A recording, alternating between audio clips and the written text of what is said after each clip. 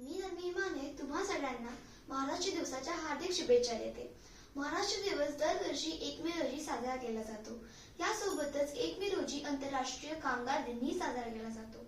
1 मे 1960 रोजी महाराष्ट्र राज्याची स्थापना झाली। यशवंतराव चव्हाण यांनी पहिले मुख्यमंत्री म्हणून सूत्रे हाती घेतली। मुंबई महाराष्ट्राची राजधानी बनली।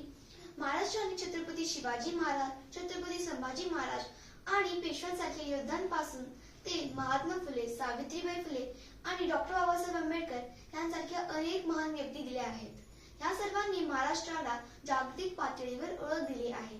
संत तुकाराम, संत ज्ञानेश्वर आणि संत एकनाथ यांसारख्या कित्येक महान संतांचे चरण आपल्या महाराष्ट्राला लाभले आहेत। महाराष्ट्र दिवस हा तरुण पिढीला या वारशाची आठवण करून देतो।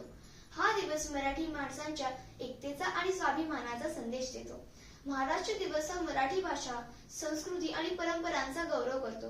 गणेश चतुर्थी, दहीहंडी आणि पंढरपूरची वारी यांसारखे सण, लावणी, पोवाडे आणि तमाशा यांसारखी कला आणि वडापाव, मिसळ, पुरणपोळी यांसारखी खाद्य संस्कृती आपल्या महाराष्ट्राची ओळख आहे। महाराष्ट्र हा भारतातील एक प्रगत राज्य म्हणून ओळखले जाते। जन्मलो ज्या मातीस ती माती मराठी, गुणगुणलो जे गीत, गीत मराठी। जय हिंद, जय महाराष्ट्र।